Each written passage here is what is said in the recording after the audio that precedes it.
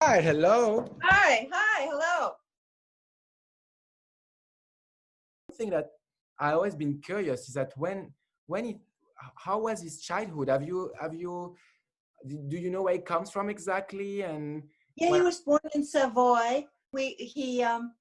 His mom and her sisters ran this little shop, a boutique parisienne, a little fashion shop. And okay, when he was little, he used to make all these paper dolls and dress them up with scraps of fabric. So he was really obsessed with fashion when he was teeny. oh, okay. And his parents? Um, well, as I said, his mother came from this Italian family, and I they were couldn't quite figure. That's poor. right. His mother's family was quite poor, and his dad's family was quite rich, but his dad apparently swooped in and just fell in love with her and insisted that they get married. Okay, So it was really interesting. His yeah, dad died when he was only 7, though. only 7 years old. Wow. Oh my God, I mean, this I didn't know. And you think did you hear something about his rap his how you call that his relationship with his mother? His mother has been really important for him in the way that he started to sketch and to be in fashion. She seems to have been very important to him.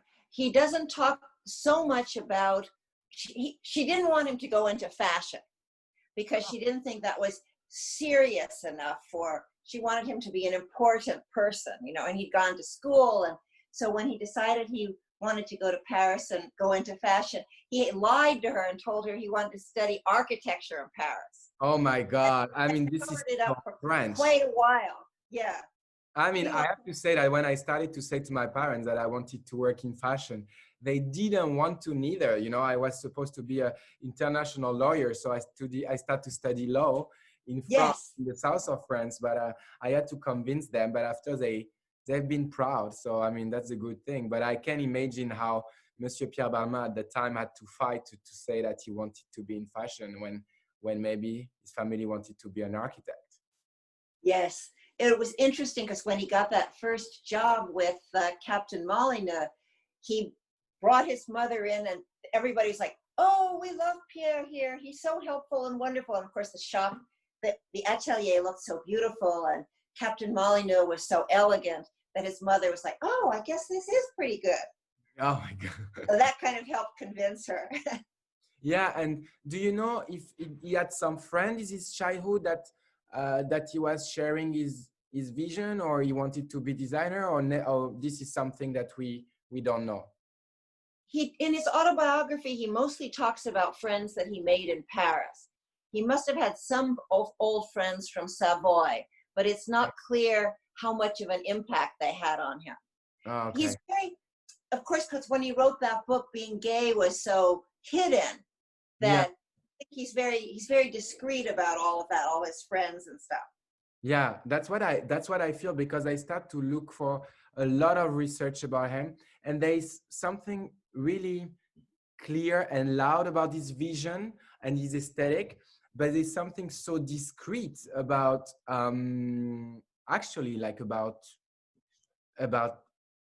his his relationship with friends or loves, or this is something Yeah, that I didn't know. yeah. Well, that was a time when people were so discreet about it. Of course. And I'm sure like in Savoie, in France at that time, I'm sure that he was so conservative. So he couldn't actually express himself. And I'm sure like fashion helped him to be who he wanted to be. And Exactly. um When you were little, were you interested in fashion? yeah, I'm a lonely child, so I sketched a lot in my room when I was a kid. And um sketching for me was like escaping, you know. Yeah. So I sketched from the early beginning, but I would never believe that I could become a designer. I wanted to become an astronaut, Uh-huh. a president of the country. Hmm. uh Never say never. exactly, that's what I wanted to say. And Maybe the first Black president of France. I mean, I wish. I mean, I'm not sure I will be really good at being president. I think all the room in the room, like everybody's laughing at me. But I wish I could maybe at one point start politics. But whatever, after I decided to become an international lawyer, and at Yes. the point I'm like, no, you know what? I love sketching. I love fashion. So around 17 years old, I decided to leave my country and go to Italy and starting to learn Italian fashion. Uh, Doing a school for 6 months, but I stopped, Yeah. and that's it. And how did you end up at Balmain? How did you make that switch from Italy and Cavalli to Balmain, and then so young being appointed? How did that all happen? I think at one point I wanted to come back to my country, to Paris. And I always been obsessed by the incredible heritage of the brand. And as well, I've been obsessed by the aesthetic of the sexiness, the glamour, but at the same time, the sharpness of the tailoring. Yeah. So obviously I was just like, I wanted to work at Balmain. So I left Cavalli and I started to work with Christophe de Corna, which was Yes. the designer, the creative director before me. And after he had to leave, and so I started my decade here now almost. Which is so fabulous. Yeah, I know. That's so great. Now, so if you were going to like compare yourself to Pierre Balmain, Yeah. in what ways, important ways do you think you're the same? And in what important ways do you think you're different? Oh, wow. I think he was really disruptive at a time. And I think I am in a way. Very much so. Yes, absolutely.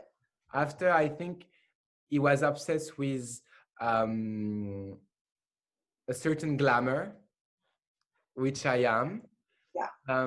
Obsessed with the French attitude, which I am, but at the same Yeah. time looking for international as well vision, Yes. which I am. You're both global Global, couturier. yeah, exactly. I think we have that common sense.